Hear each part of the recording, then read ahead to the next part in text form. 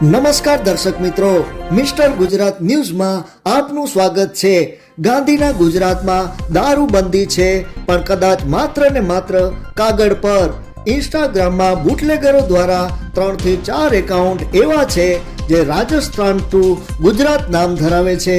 તેમાં દારૂની થતી હેરાફેરીની ખુલ્લેઆમ હેરાફેરી થાય છે તેવું ખુલ્લેઆમ બુટલેગરો રીલ પોસ્ટ કરી રહ્યા છે, તેમજ તેમને કાયદાનો ભય ન હોય તેમ ખુલ્લેઆમ બતાવી રહ્યા છે કે કેવી રીતે રાજસ્થાનથી ગુજરાત દારૂ લાવવામાં આવે છે, તેમજ પોલીસનો સપોર્ટ છે તેવું પણ તે બતાવવામાં આવે છે।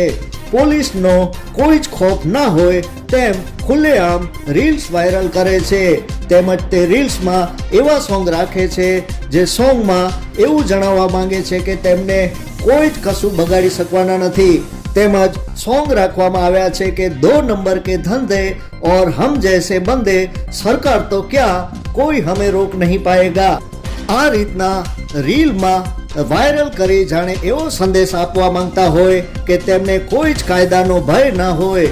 એક બાજુ જ્યારે ગુજરાતના ગૃહમંત્રી હર્ષ સંઘવી જાહેરમાં એવું સંબોધન આપતા હોય છે કે વરઘોડા તો નીકળશે જ, તેમજ કાયદામાં રહેશો તો ફાયદામાં રહેશો, તેમજ પોલીસને દંડો શા માટે આપવામાં આવ્યો છે તેનો પૂરો ઉપયોગ કરવો, ત્યારે એ સવાલ ઊભા થાય છે કે વરઘોડા તેમજ પોલીસના દંડા માત્ર બુટલેગરો પૂરતા જ સીમિત છે? શું પોલીસે પહેરેલી વર્દીને કલંક લગાડતા પદભ્રષ્ટ અધિકારીઓ માટે શું કોઈ નિયમ અલગ રાખવામાં આવ્યા છે?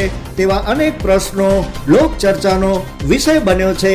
આજે ગાંધીના ગુજરાતમાં ખુલ્લેઆમ દારૂ વેચાઈ રહ્યો છે, લઠ્ઠાકાંડ જેવી ઘટનાઓ ઘટે છે, ત્યારે ગાંધીના ગુજરાતમાં ક્યારે ખરેખર દારૂબંધી થશે તેવી ગુજરાતની જનતા આતુરતાપૂર્વક રાહ જોઈ રહી છે।